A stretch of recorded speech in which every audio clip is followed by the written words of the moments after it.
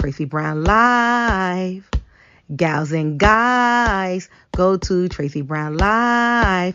Go to Tracy Brown Live. Go to Tracy Brown Live. Gals and guys, go to Tracy Brown Live. Go to Tracy Brown Live. Go to Tracy Brown Live. Gals and guys, go to Tracy Brown Live. Go to Tracy Brown Live. Go to Tracy Brown Live. Good morning, everyone. Good morning to Book Club. How is everyone doing today? I hope you are doing well. We are almost done with the month of April. Did April go fast for you? It was like we had an eclipse and then it's the end of April. That's so crazy to me. I feel like I missed all of April. I feel like I just got up, went to work, went to sleep, and it's the 28th.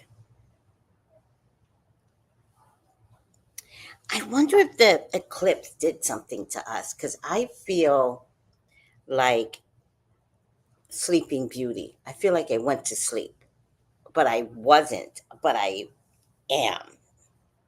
Does that make sense to anyone? Hi, Creative Soul. How are you today? Hope you guys can hear me. Let me see. Comment. Hi, sweetie. Let me just make sure that you guys can hear me because last week you guys could not hear me and that really upset me.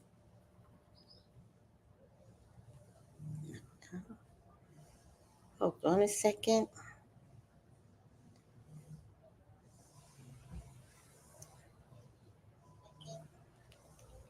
Okay, I think you guys can hear me. Mic check, mic check. Okay, I think you guys can hear me. Mic check, mic check. Sounds good. Sounds good. Oh, thank you, Creative Cell. I am Creative Soul. I am well. Well, let's get on over to Company of Prophets, African American Psychics, Healers, and Visionaries. And we are going to go to page 74. And we're going to start with Jean Toomer. Jean Toomer. Oh, where's my highlighter? Oh, here it is. Okay. Can't work without my highlighter, guys. Jean Toomer, born in 1894, was a writer of fiction and poetry and metaphysical compositions. His dedication in life was to spiritually evolvement, his own, and in assisting others in their spiritual involvement. You know what I want so badly? I believe I'm pronouncing this word wrong. Elevament. Ele- Elevement. I don't know how to say that word. It's so weird. I'm gonna have to look that word up. The pronunciation of it. Like it's like evolution, but evolement. I don't know how to pronounce it.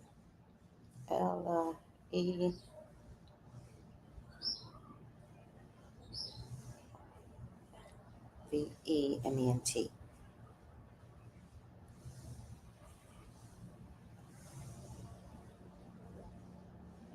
I know what it means. I don't know how to say it. Hmm.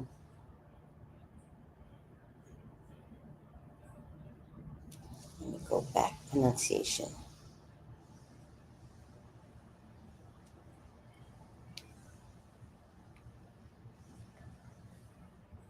Evolvement. Evolvement. Oh, I knew that. Evolvement. Um, in his spiritual evolvement, he saw human suffering as stemming from the disharmony within each person, an imbalance within, and the individual's identification with the false self. This is so interesting, this topic right now. evolvement. I think that a lot of people, if you don't mind me saying, and I don't know if this is you, but if it is you, it's okay that it's you. I think a lot of people have a false identity to themselves,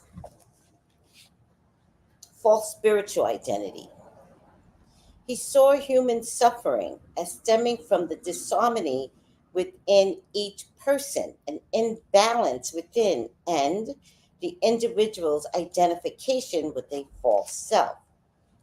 He felt inner harmony could be achieved, and in that state of higher consciousness, knowing one's true identity, one could transcend earthly experience and thereby assume one's proper relationship with God and the whole universe. Oh my God, I love this so much. I have to tell you, when I watch people tell me how anxious they are, right? And the anxiousness becomes their identity, right? That they don't even want to come out of anxiousness because it's so much more important to remember that anxiety brings them exactly what they need: stress. When I hear people say they are stressed all the time, it brings me concern because stress is not a healthy state of being. You will get all kinds of inability to have mental clarity, mental agility. You know, when you're stressed, everything is tightened to an abnormal level. Your heart aches, your bowels don't move, the lining of your stomach, you can't eat anything. You're agitated all the time, which means every cell in your body is constantly fried because that's the state that it lives in. Your mind can't separate from what it was taught. So you wake up every day agitated, stressed. You go to bed with those same, instead of like going to bed and resetting, because that's what sleep is all about. Some refuse to go to sleep, like they make sleep the battle. How dare you ask me to sleep when I'm so worried about life? I don't know what tomorrow's going to bring. I don't know how my boss is going to treat me. When a lot of times, not organizing your home life to actualize sleep in your routine could make you believe something that's not there. I must, one of my clients had a revelation and she just really thought her boss hated her. And at some point it might have been true, but at some point she was there for like 5 years, you know? So even if it was true, like, you're valuable. And then she finally had a confrontation with her boss. And she said, "You don't like me." And the boss said to her, "I am going through a divorce. For the last 5 years, this is what I've been going through. My children don't respect me. The only thing I have is work. I never noticed you enough to not like you." And the woman was shocked that this whole time she took on her boss's stress and incorporated it into her work routine, and the boss didn't even see her for 5 years.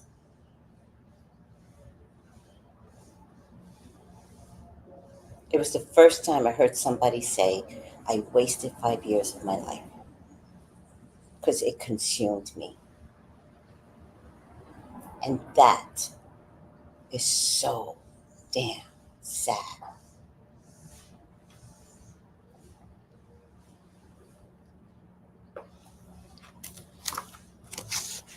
and to get back to inner harmony in the state of higher consciousness, that it's important to know your own identity.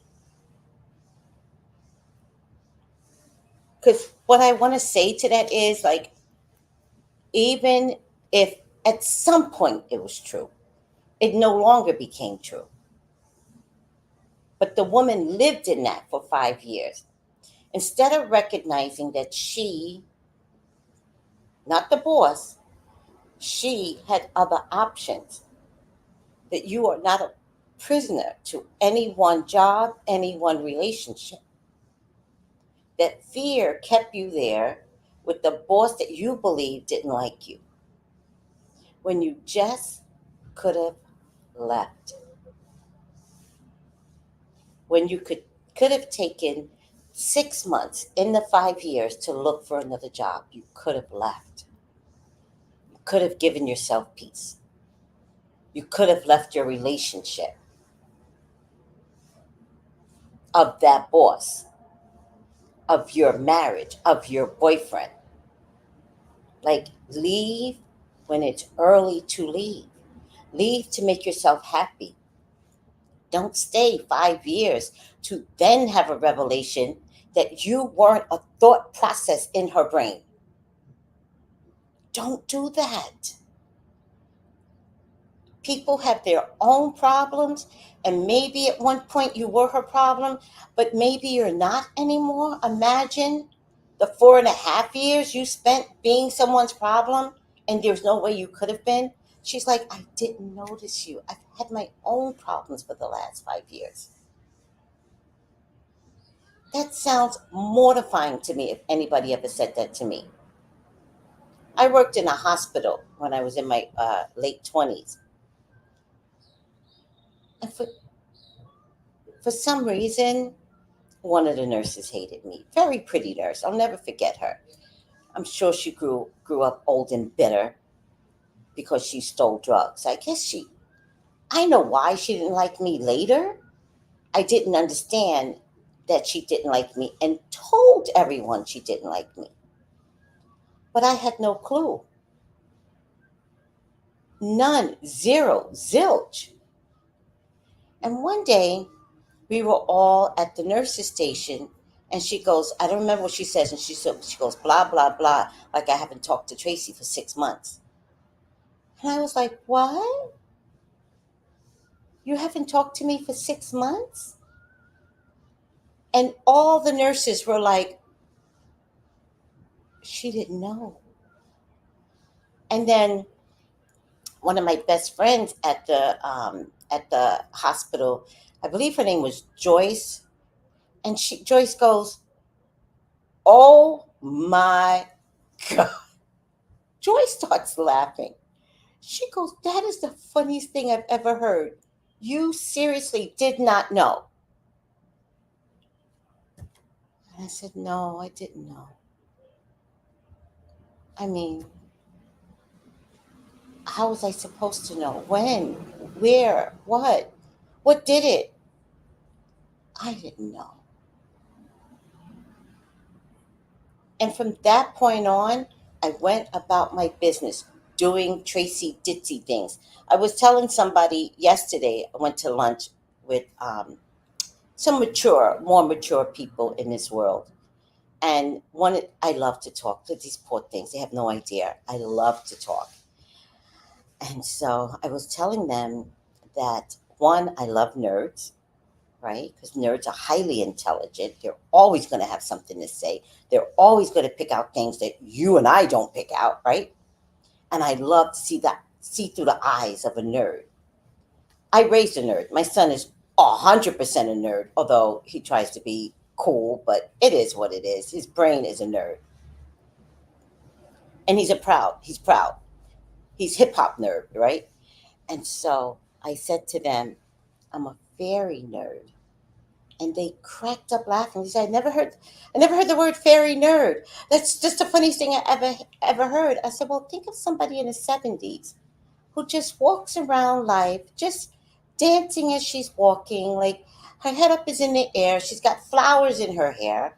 which you guys know I wore flowers like forever in my hair. I'm gonna go back to that, but I really want to wear like flower wreaths in my hair, and it's just walking around like a fairy, but a nerd. So nothing gets over on me. I just don't care to be bothered with silliness. Back to stress. Back to I don't incorporate stress. I did not care that somebody didn't like me. I just didn't have the time to figure out that somebody didn't like me because I'm too busy being a fairy nerd. Okay.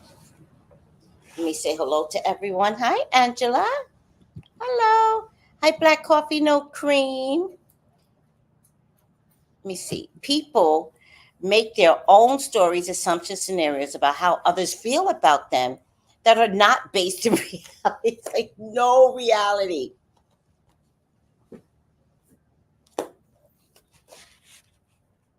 Thank you, Angela. That is so damn true. Learn that in therapy. Asking yourself, is what I think assumed or based on facts? Exactly.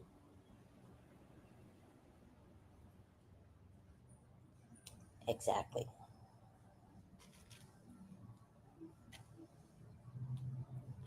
Thank you for that. He felt inner harmony could be achieved, and in that state of higher consciousness, knowing one's true identity, one could transcend earthly existence and thereby assume one's proper relationship with God and the whole universe. He felt that inner harmony could be achieved. The higher consciousness could be achieved. That knowing your own true identity could transcend earthly existence. You're not no longer having an ordinary life. If you could transcend who you are on this earth without having it to be a relationship to someone else's blah, blah, blah, blah, imagine the state of peace and happiness that you could incorporate.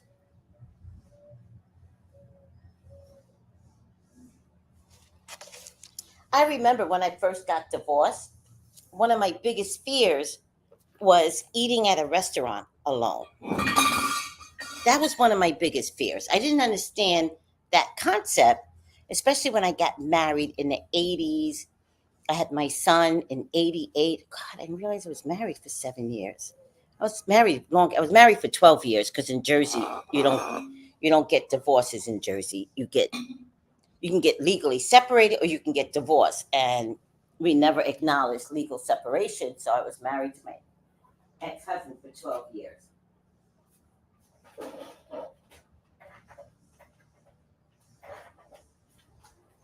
But when I first became separated, I didn't understand the concept of eating out alone.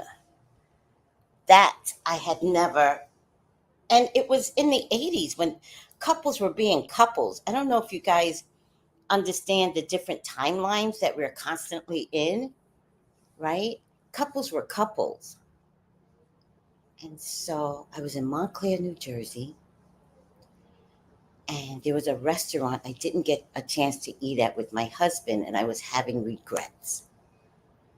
And I was like, oh, I wish we could have ate here. Not that I wanted my husband there. I wanted to eat at the restaurant and not be alone.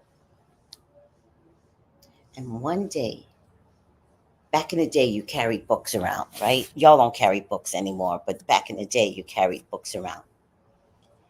And one day, I just went in and I said, it was so brave of me. And I said, dinner for one. And the girl looked at me like, oh.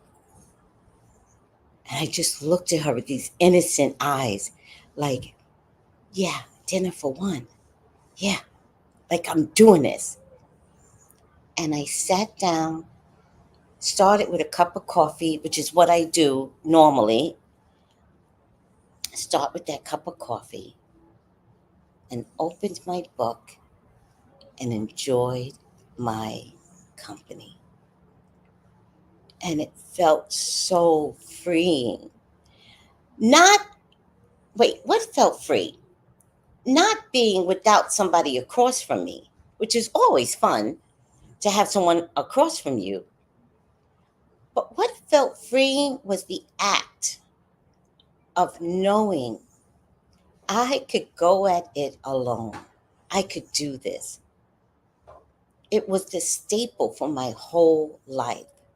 I can do anything alone. It was so empowering.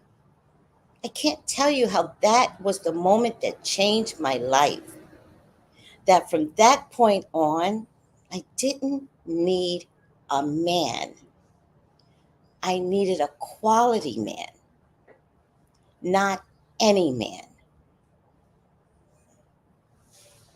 And so over the years, I've dated and quality never showed up. But quality in reference to me, an intelligent man, a man that I want to sit across from the table from.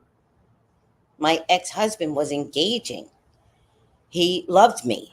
I had no concerns until he cheated. And I was like, ah, you don't love me. I'm out. But he still loves me to this day. Even though he's been married 20 years. If I call on that man to this day, that man will be here. But of course, I don't, because he has a wonderful wife. And I'm so blessed to have her in my life. And she seriously raised my son with me. Anywho, the quality, the quality is what I'm looking for. And if I can't find the quality, I recognize that I'll just go at it alone and just love my own company.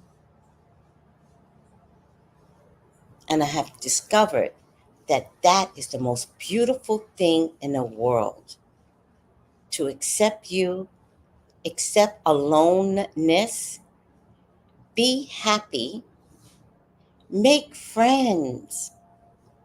I make friends wherever I go. It doesn't mean that every man can sleep in my bed. And I'm okay with that. It's never going to be about physical, it's always going to be about maturity. Do you care for others? Do you notice things that other people don't notice?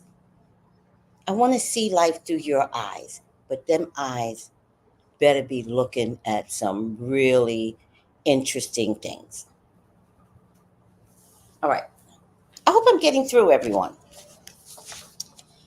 I don't know why I'm so philosophical today. I'm normally not when reading this book, but I really like this Gene Toomer. And I just want to remind you, he's a writer of fiction, poetry, and metaphysical compositions. So I would encourage, let me see what book, wait, what is this? I would encourage Gene. Let me see if there's a book I could encourage. Toomer, metaphysical books. Let's see what kind of metaphysical books he has out there.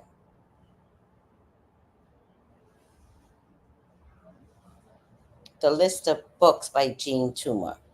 Thank you. There's something called cane. I wonder if that has something to do with sugar canes, but it doesn't say. Oh, he's got these African American classics. That's nice. Essentials.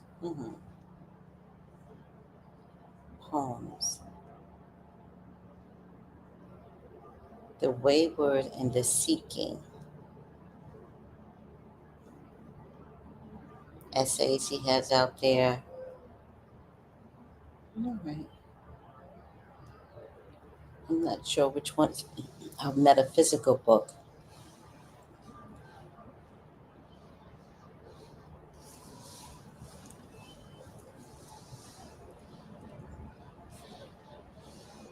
There's one here called African American Classics. I wonder what that's about. Let me get out of here. It's thrift books, but they're not explaining what I need. Another book called Essentials. Kane seems to be his most important literary movement, modernization, Harlem Renaissance.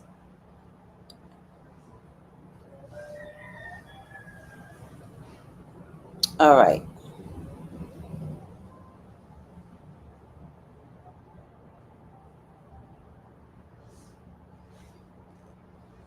His racial identity. Why is that important? African American. Okay.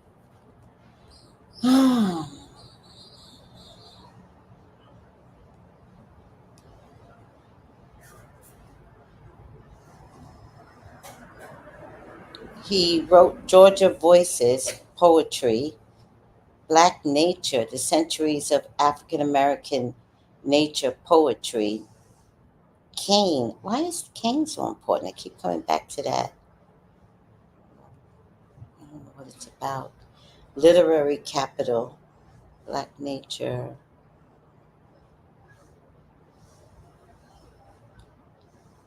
three classic American novels, Traps, or something else. All right. All right.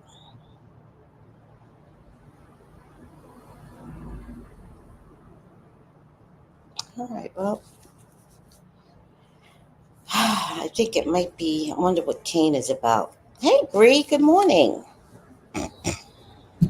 Good morning. Good morning. Good morning.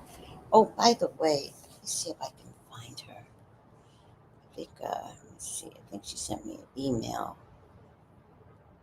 I think she definitely sent me an email. So let me just.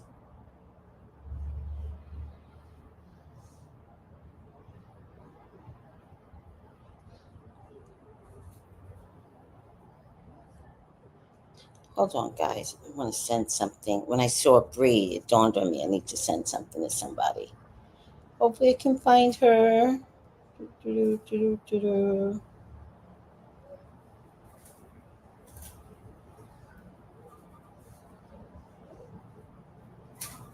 Hold on.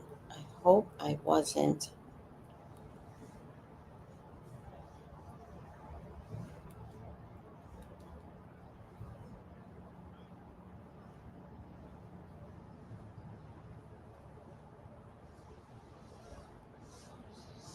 I'm here, guys.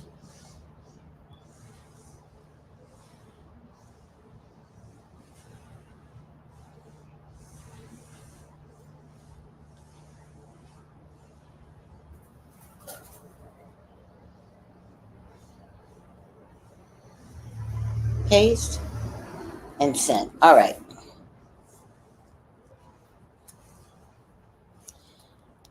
In The Wayward and the Seeking, The Wayward and the Seeking, oh, here, a collection of writings by Gene Toomer, edited by Darwin Turner, he developed this idea. Because of my personal experience, my ups and downs, my I am I states, and my I am nothing states, I was fairly well convinced that in man there was a curious duality, an I, a something that was not I, an inner being, an outer personality. I was further convinced that the inner being was the real thing, and the outer personality was the false thing, and that the I was the source of life, that the personality was the sack of prison. The question was how to bring man together into an integrated, complete whole. My answer was increasing the I while at the same time eliminating the personality. Oh, that's very interesting. In his autobiography work, Exile into Being, and the notes of March 12, 1939, Toomer further defined the inner being, referring to it as essence. He described it as that which is undying, which has lived before and will live again, that's the soul, which passes in and out of life, but never passes out of existence. Oh my God, I love this guy. Oh my God, I love this guy. You know what I need in life?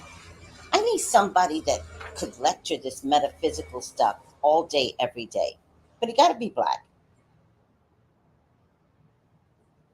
He doesn't have to be black. I could listen to stuff like this all day. Out of eye, says Angela, being our ego self. So, Sky has a group that's going for 10 days. And the one thing, it's on Zoom. And whenever I had my own Zoom group, I don't have it anymore. Now I completely understand why I had to give it up. I might have given it up too early. I might have given it up without enough transition. But still, boom. If God says, let it go, I'm done. I'm good. Even though I didn't know what the next year would bring. But now the next year is showing itself to me, right? I mean, the next things is revealing itself to me. And hold on a second, guys.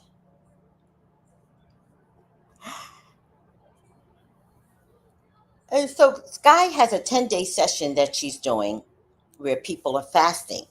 She has decided that a part of the fast was for us to get together to support what we're doing to fast. My fast is giving up anything made of white flour, and I'm doing just fine. And I got to tell you, I gave up bread for Lent for 40 days. It changed my spirit inside. Like, bread is not for my tribe of people. Whoever that tribe is in Africa, we did not eat bread, child. Oh, baby, don't come inside. Hold on, guys. I didn't feed these goddamn birds. And then they come in and they remind me that I didn't feed them. Hold on, I gotta feed them. Or else they're just gonna keep coming in my house. And I can't enjoy my session with you guys. All right.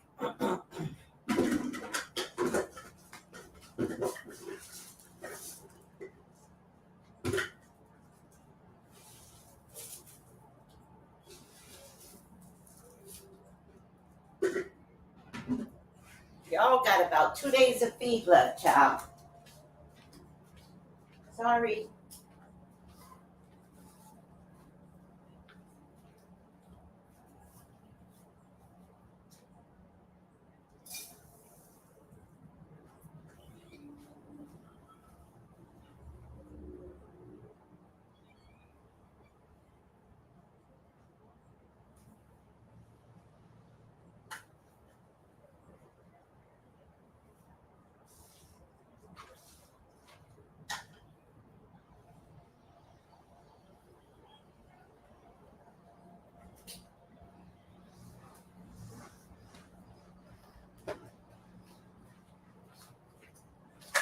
Give me a second, guys.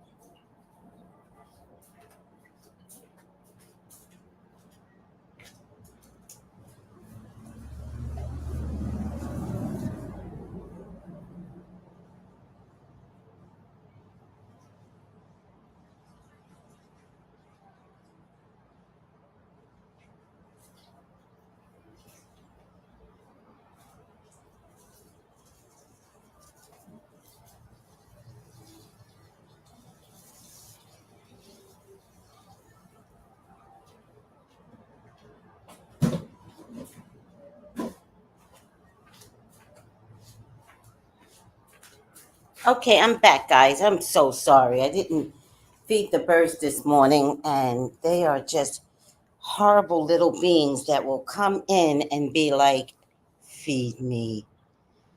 And once I got a bird in my bedroom, and I was like, oh, damn. And John had to help me get that. I was like, John, are you afraid of birds? And he's like, no. I was like, well, I got a bird in my bedroom. Can you please help get it out? And so I've learned since then to close my bedroom door because I leave my front door exposed. That's the only reason why the birds are getting in. And yeah, so now I figured out if I don't feed them, they come to me very lovingly though. They're not like aggressive at all. They're just like, hey, we're here. I was like, oh, okay. I do try to feed them before I start my prayers in the morning, right? I try to feed the birds first. Okay, enough about me. Check out Dr. Mitchell's IG and YT. He is the truth. Lectures on metaphysical stuff. Is that on YouTube, sweetie?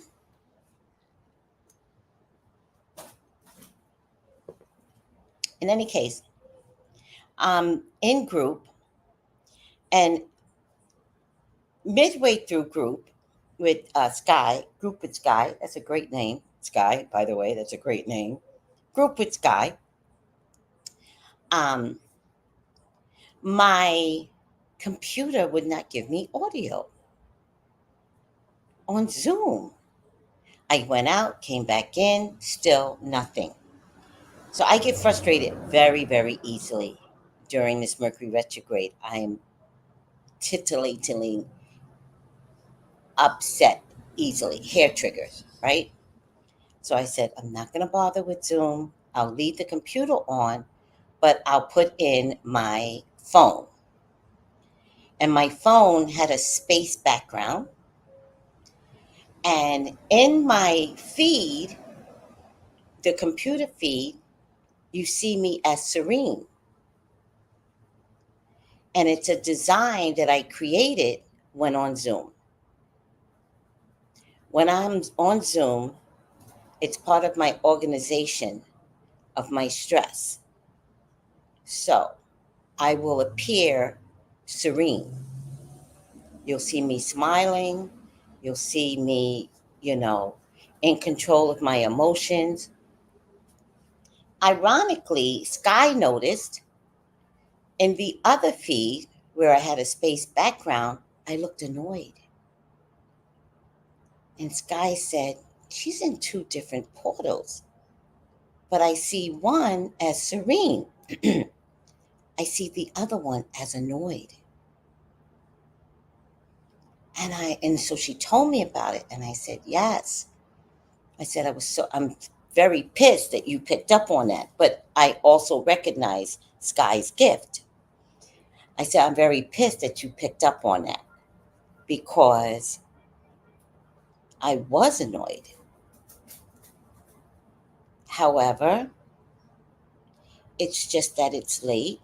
I'm tired. I've been since 7 o'clock in the morning. I'm just tired. I'm committed to the feed starts at 10 o'clock. I'm committed to being here and participating.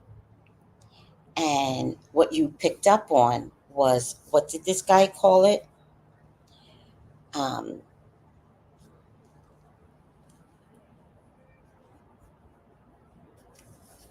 he called it,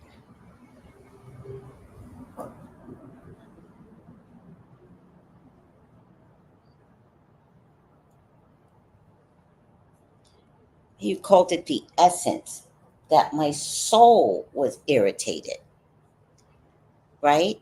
And I know what she saw, but I just didn't appreciate that she saw it. I was like, oh damn, I got caught out there. Because I know that what I produce is a serene person, but inside there are things that could be aggravating to me, and lack of sleep is aggravating to me. And so I have to organize what it is that I'm doing all day, every day, to not let the aggravation of me come through. But Sky saw it. And I was like, damn. Now, just because Sky saw it doesn't mean I have to change, because I'm organizing how I'm perceived. What Sky saw is letting me know Sky has the gift to see beyond. That she saw me in two different portals at the same time. And one was aggravated and one looked very serene. And I was like, oh, that's a sign of the gift, not that she noticed it. Let me see. Dr. Mitchell Gibson, who's Black, has lectures on YouTube. Oh, YouTube. Oh, YouTube. And has documentary Spiritual Awakening. I love that. And the Spiritual Realm that I watched on Amazon Prime Video, but now on Tubi. Okay, I'll check him out. Angela, Dr. Mitchell Gibson. Okay. Let me just go back over this again. Because of my personality, personal experiences, my ups and downs, my I am, I state, and my I am nothing states, I was fairly well conceived that in a man there is a curious duality, and I, a something that I was not, I, an inner being, and outer personality. I was further convinced that the inner being was the real thing, and the outer being was the false thing, which is what Sky picked up on. She picked up on annoyance, but I was showing serene, which wasn't real. But it was designed, but was not meant to be fake, but it wasn't real, which was the false thing, that the I was the source of life, that the personality was the sack of poison. The question was how to bring man together into an integrated, complete whole.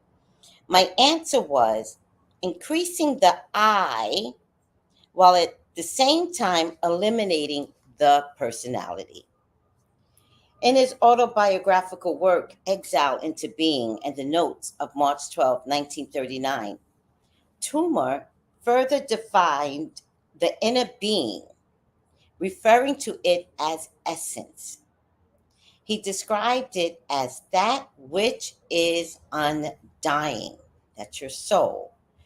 If you don't mind me changing the word from essence to soul, which has lived before and will live again, which passes in and out of life but never passes out of existence. Now, that comes down to how many times have you been here? How many times has your soul arrived here? That's what he's talking about. This is not your first experience. This could be your 100th experience. This could be your 7th experience. But how many times does your soul keep coming down to actualize the I am in you, the God in you? And how many times you keep forgetting about the God in you because you stress way too much? Of course, problems will bring you stress, but it's too much. We stress to where cancer is given, right?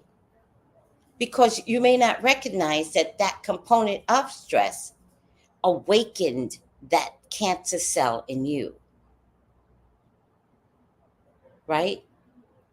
Wrinkles, agedness, the bones and the body aching, that's all stress related, right? And so as of lately, I've been watching, TikTok and IG, and I saw a woman that was like 102 and she was still going strong. And she was like, this is what I do to live, da da ba ba ba ba ba. And I was like, you go, mama, you go. That's a beautiful thing. 102? Do you know how many children, grandchildren, great grandchildren, I'm sure she has great grands at 102. Because at 102, she would have started giving birth at 14 because it was normal back then. You know what I mean? All right, I'm over myself. No more stress.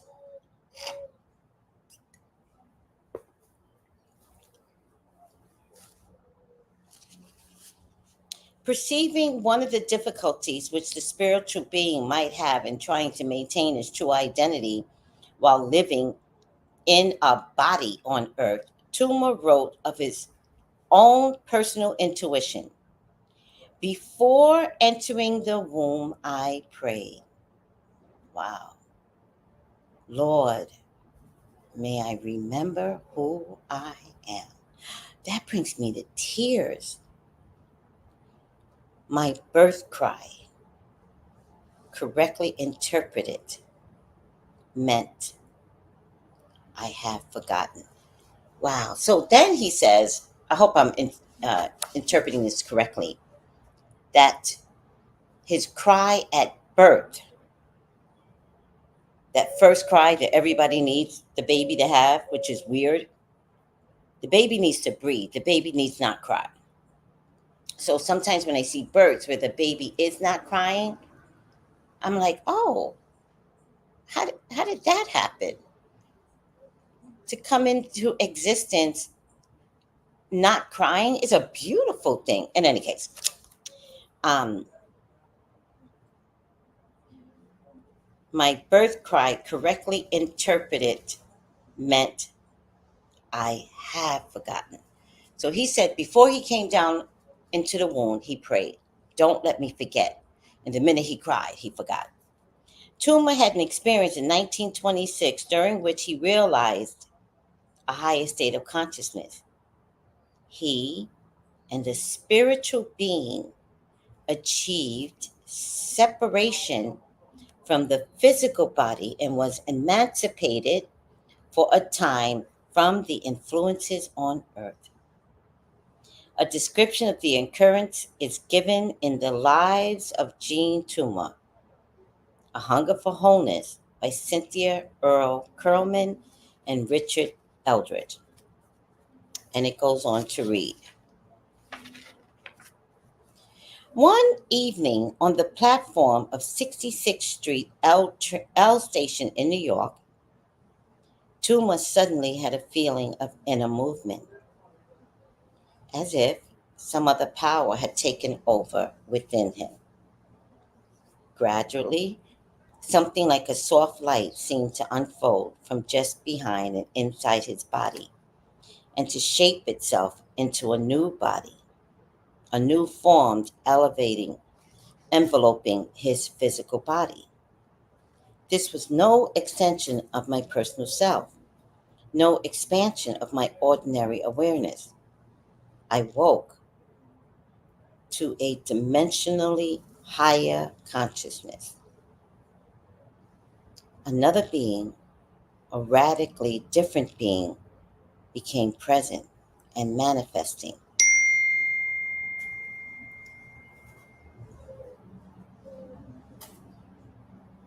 He still felt identified with his everyday self, but he could clearly see both as if from outside.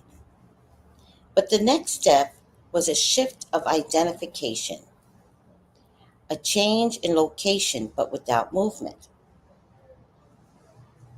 His ordinary self, let me see, I was being freed from my ego prison, right, Angela? I was going to a strange, incredible place where I belonged.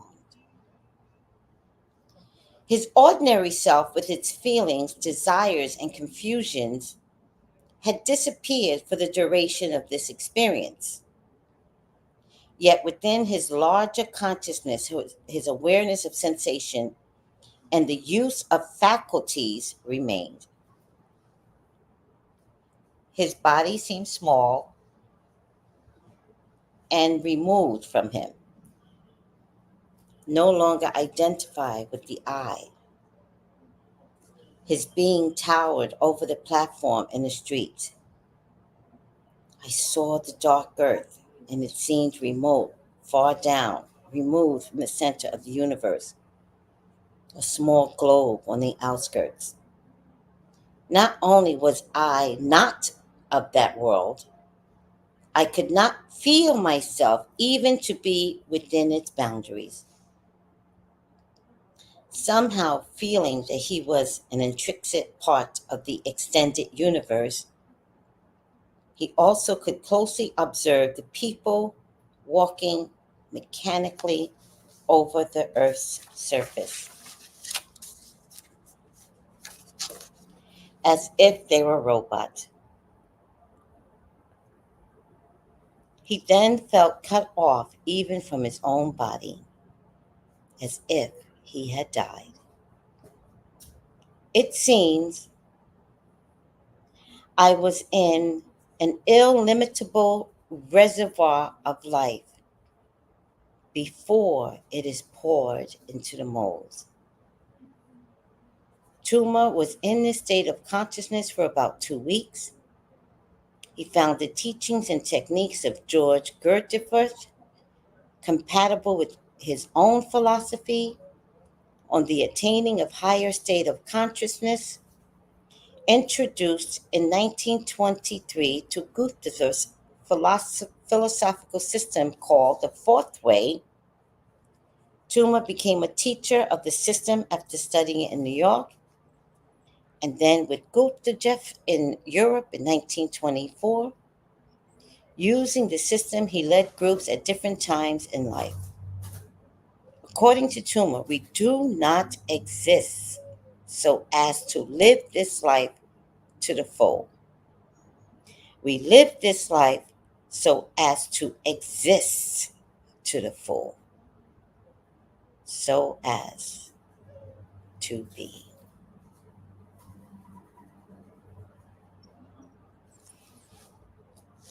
That was nice.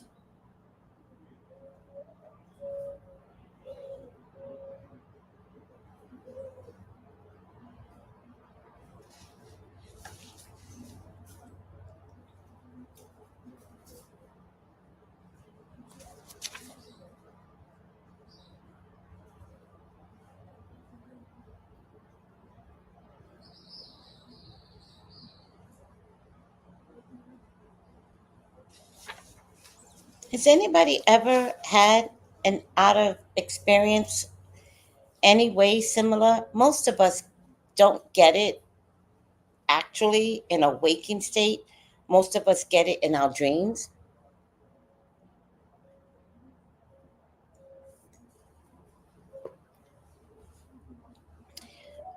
There's a part where he says he was bigger than life and saw us walking around as if we were robots. He closely observed the people walking mechanically over the Earth's surface. They were robots.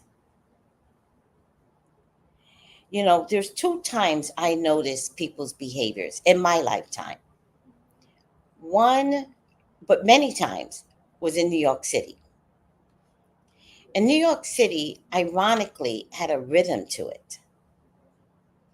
You had droves and droves and droves of people that all walked the same way, coming and going.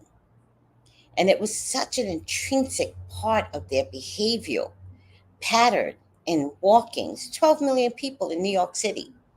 But somehow, millions and millions of people learned to walk together in the streets, on the sidewalks, in sync. And if there was a disruption in the pattern, it didn't stop the walking, meaning we also had a lot of tourists in New York. I'm a native New Yorker.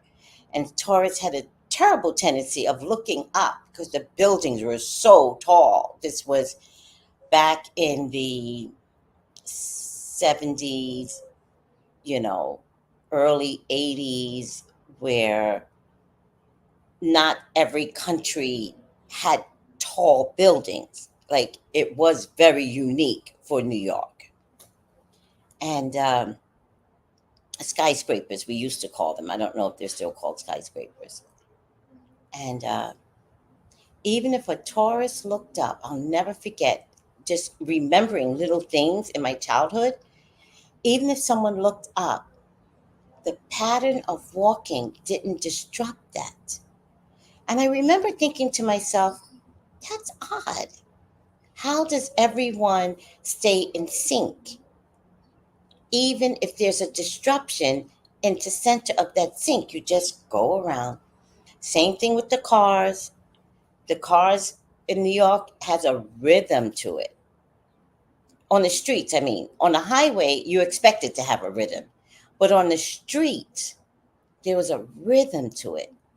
And it was just so amazing that if someone stopped short, you just moved around it. I mean, you might have cussed them out. Yeah, oh, what you doing? You don't be stopping in the street like that, but you keep it moving. You know what I mean? That was one instance I noticed people's rhythm. And another instant, I was literally working at Target. Target gave benefits for part timers, and it allowed me to be a psychic in a store that I worked out of called the Psychic Guy part time. And I worked part time at Target and I got medical benefits. And that's the only reason why I was at Target. Any other job, I would have to work full time. But if I worked full time, it would take away from what I wanted to do and create in my psychic gift. So I sacrificed, right? And then I remember watching people come in all at the same time, like a bell had rang off. Ding! Everybody come in. You see happy people. People just come in happy. Da da da da. So cool to me. I think what was further interesting was how everybody left at the same time, like a bell had gone off. And then, like zombies, you see everyone coming to the cash register. And I remember I used to say, here they come, because it was a rhythm and a pattern. And I always wondered what that was. What was that? What was that internal thing that made everyone go into the department stores all at the same time? Within the same half an hour, droves of people would come in and then they would all exit. And I mean, the registers would be packed. It was just so fascinating to me, human nature. And so when he says he also closely observed the people because he was bigger than life, right? He had become like an alien, the way I feel like he was describing himself. And he said he became closely observed the people walking mechanically over the earth's surface as if they were robots. It's so interesting. This guy, Tumor, I love him. But I also love metaphysical people. I love enlightened people, male or female. But I really like this section of the book. Tumor. Okay. How's everyone doing here? Not long periods of time, brief momentary breaks in time. Oh, Angela says only in sleep state, but nothing in awakened state, break in time, missing time. Yes, yes. I would say to everyone to look at that better, right? I remember, guys, I'm always going to have a story to tell you. So if you're going to come to my channel, I'm 60 plus years old. I got history, metaphysical history, real life history. I got a story to tell you. I remember coming here and asking God if this was allowable, please make it easy. It was allowable. He made it easy. I remember going back and I was in business class because business class was just so cheap at the time during COVID. And I remember going back and I wasn't feeling well. I'm not sure if I had COVID, but I know I was not feeling well at all. And so in business class, you get to lay down. So I'm sleeping and I completely passed out. Completely. I think I was going like on a It was supposed to be 5 hours, but it turned out to be 4.5 hours. And hold on, this coffee all. And I'm gonna save that and put ice in it. And when I woke up, my phone had a whole nother time on it. It had not changed to its proper time. It had a whole nother time on it. And I don't remember, it was like 2 o'clock, but it wasn't supposed to be 2. It wasn't East Coast, it wasn't West Coast, it was somewhere in the middle. And it was just, and I've never had that experience before on my phone. I never had that experience. It wasn't mountain, because I checked everything. I was like, could it be mountain time? What's mountain time right now? It was none of those things. And while I was in the plane, I thought, oh my God, I'm time traveling.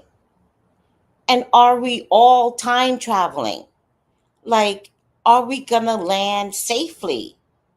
I had no idea where I was, where I was going, if I was safe, if any of us was safe. And so at this stage, I'm at the mercy of the plane. And I just remember passing, because when you're spiritual, sometimes it puts you to sleep, right? Because it's just too much energy. And I woke up again, and now we're definitely in the West Coast. I think we might have been over Nevada or Arizona or something like that. But we're definitely in the West Coast. And my time did not reflect where I was.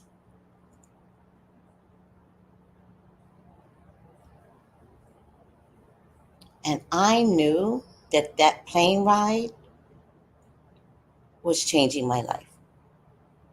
I knew it. I knew it. I said my life will change forever. It hasn't been a drastic change. I don't see where it's like, oh, and then I became queen. No. No. I think my internal self changed forever. And so upon coming back here, I hibernated for a good 2 years because I just needed peace. I needed peace from the world, peace from my outside existence. I went shopping with no car and a car, and I really feel like that's the only reason why I didn't get a car, because God knew I was going to isolate myself way too much. So God wouldn't give me a car. He was like, no, you got to go be around people. I need you to exist. And I hated every experience because it was so embarrassing to run up and down the street in a car in the hot sun. You guys remember the sun was killing me, burning me. I was getting heat rash. I didn't know that I needed to take electrolytes. It was a nightmare until I began to adjust. All right, I'm over myself. What do you say, Angela? To clarify, the first time it happened, I was scared, but I have since evolved. I love that. Oh, she also says the breaks in time. Why is my state? The breaks in time are not scary. I wonder if I crossed into a different dimension or something metaphysical. It's exciting. I would think so. Bree says the nature sounds in your background are so soothing. You can hear that? You can hear the sounds of the nature? Wow. I love that, Bree. I find it soothing. Thank you for being here and teaching us this morning, Miss Tracy. Oh, you're quite welcome. Let me tell you something. I think every time I teach you, I teach myself too. I love the metaphysical way of actualizing things. I love it. I think having a human experience fucking sucks.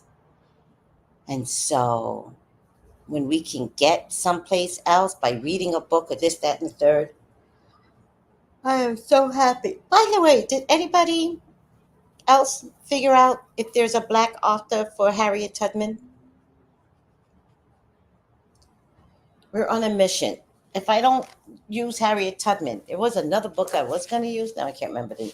Oh, my daughter-in-law told me something about a book that I thought I might read. All right. Okay. I'm tired.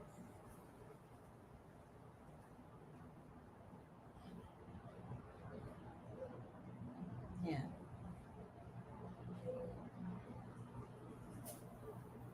It's beautiful. Okay. What time is it? I might stop here because this next one is long. Oh, it's very long. I don't feel like reading it because I don't just read, I talk too. And I don't want to stop in the middle of each story. So I'm going to stop here. I'm good. Are you guys good? I'm good. Are you good? Page 76. We didn't get far today, but sometimes it's not about getting far, it's about the story getting there. All right, guys, I love you so much. Oh, I spoke to Ezra yesterday. I haven't been speaking to him. And then I realized he lost his phone. Oh my God, his mama brought him a phone, like a real iPhone. The boy lost it. So yesterday I said to him, "What does that tell you?"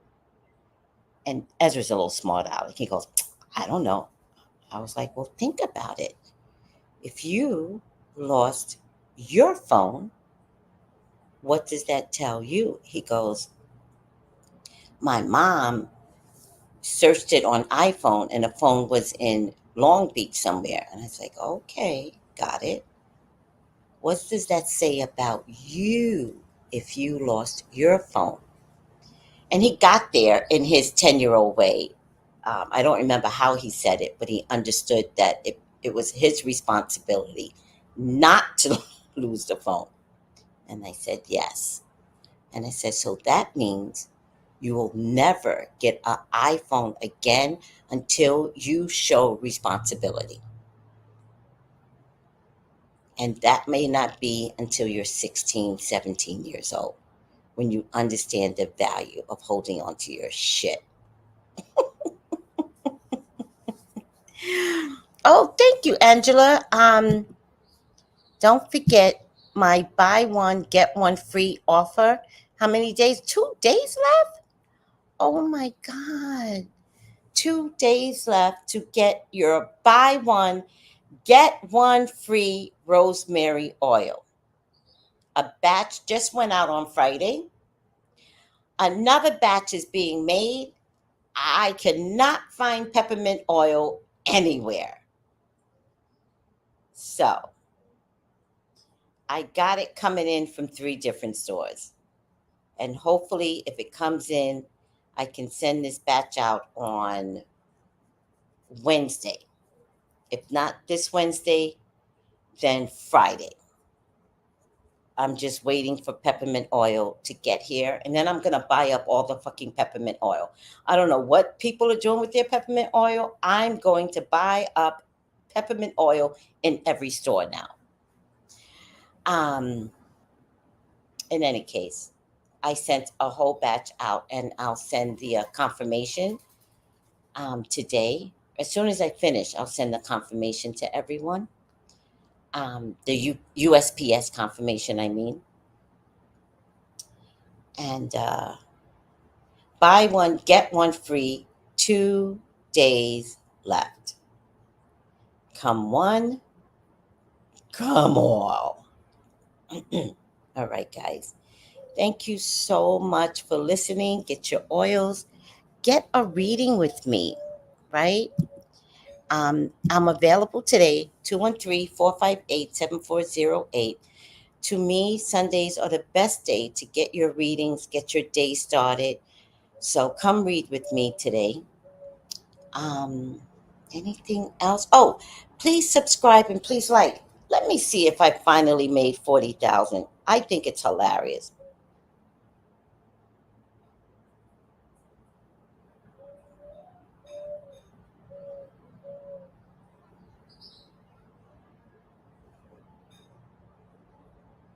Oh, I said, oh, look at that. Thank you. I sent a message. Bree came in and reminded me to send a message to somebody else. And she sent the message back and she goes, uh, what did she say?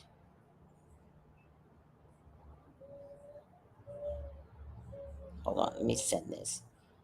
She goes, Grand Rising, Miss Tracy. You are a great multitasker in doing your Sunday morning show and remembering me.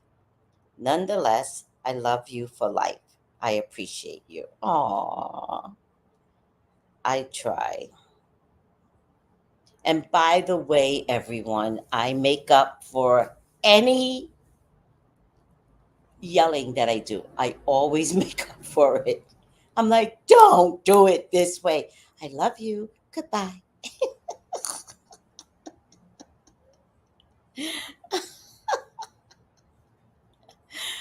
Oh my God.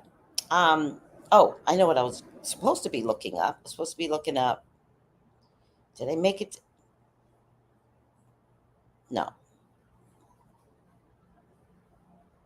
Analytics. Subscribe to me.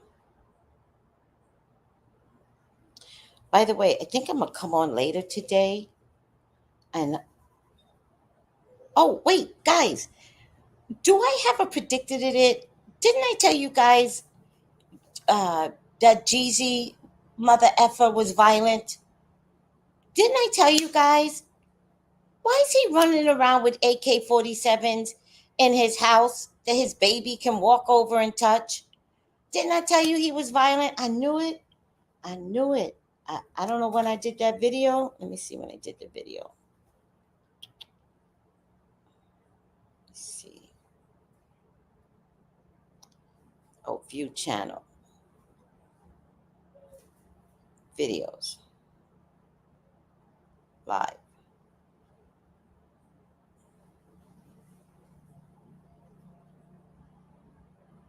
That's weird. Let me go back over here. Content. Live. I did the video 2 days ago.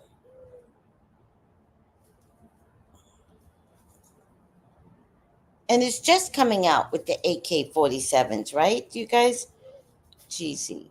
Jeezy. Let me look at something.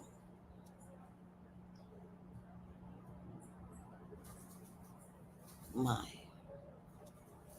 What's her name? Jenny Mine?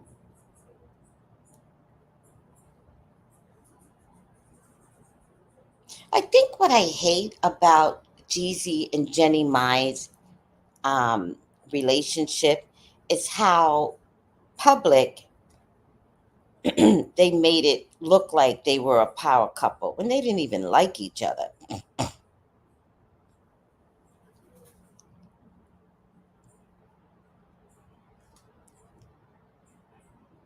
And now we're hearing about all this violent.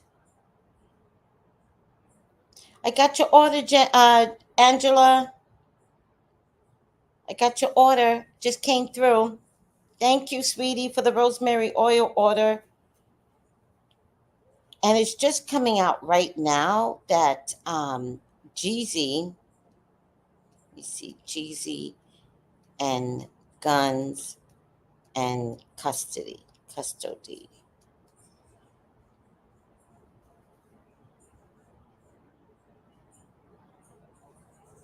I did it 2 days ago.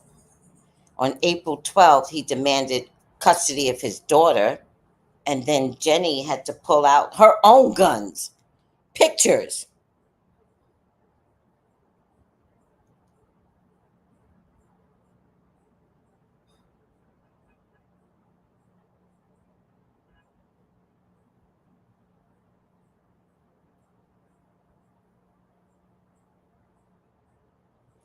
So he is violent. Oh, you're quite welcome. Thank you for ordering. Oh, you think because I did the reading, she filed the report on him? A lot of celebrities listen to me. Child, I am, them celebrities, they be listening to me. And I wonder if then she was like, let me go ahead and do something about this. Because she has video, pictures, all this other stuff. Pull out the big guns, child. And then today, I want to see. I had two topics. Now I can't remember the other topic. I think I'll do it today rather than tomorrow night. Today, I want to see if King Charles will turn on William. And I mean, really turn. I want to see if King Charles is going to turn on William because I believe it could be the battle of the throne. Like, I believe William is like saying, oh, die already. If I have to be king, then just die. I'll just be king. But he gonna muck shit up, right? So I'm wondering if William is gonna be like, I'll be damned. I'll be damned. I'll screw you before I die. You know what I mean? I think it's the battle of the fathers. Oh, Bree says about Jeezy and Mai, they like the idea of each other. They wanted, she wanted to experience a black man, and he wanted to experience an Asian woman. I don't know, Bree. I think there was love there at first. I think there was love. I do. I believe there was love there in the beginning. Remember, he has baby mamas. Jeannie was the only one that he married. I mean, whether it was delusional, or whether or not they wanted to be like a power couple amongst couples, but Jeezy is an unhealed man. He's an unhealed black man. And to be honest with you, Jeannie, Mai, is an unhealed woman. Asian woman that is unhealed, that has mommy issues, that was molested. Like, when two trauma people get together and they don't organize their existence, then it turns into turning on each other because they don't know how to survive their traumas. And so they constantly trigger each other.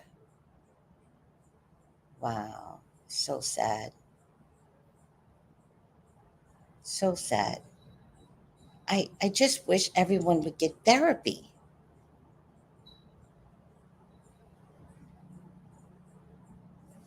So here's some good points. Sweets Carmel says, what exactly is Charles doing for the country? Bingo. And Sweets Carmel said, oh, I thought it was Bree. Sweets Carmel says, Jeannie thought she had finally found love and someone to match her energy. I don't know about that. I don't. Jeannie is so competitive. I think, you know what I saw, Sweets Carmel? I saw her competing with her ex husband who had gone on and married the love of his life, right? And I think she was triggered by that. Well, then I'm going to go find my own. And purposely found the opposite of what her husband was. But I also think she was, because Jeannie's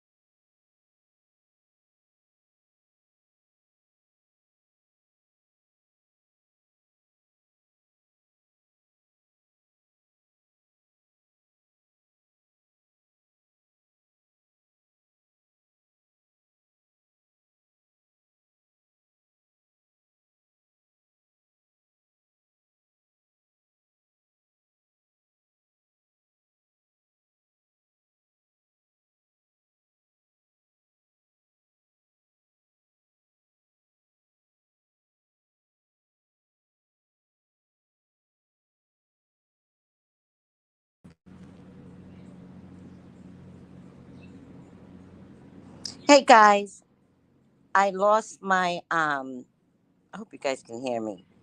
I lost my electricity. You guys know that happens all day, every day. I should have just ended the show when I was said I was going to end the show, but no. I start talking about celebrity gossip and I got caught out there. I am so so sorry. Okay, I'm going to say goodnight to everyone. Goodbye. Good night. See you later. I lost electricity, Bree. I'm so sorry. Nice picture, by the way. Um, I love you all. Goodbye.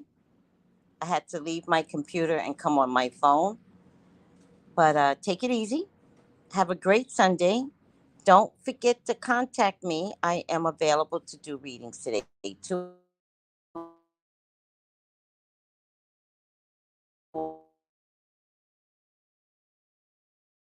213-458-7408. And all the receipts for the oils are going out right now.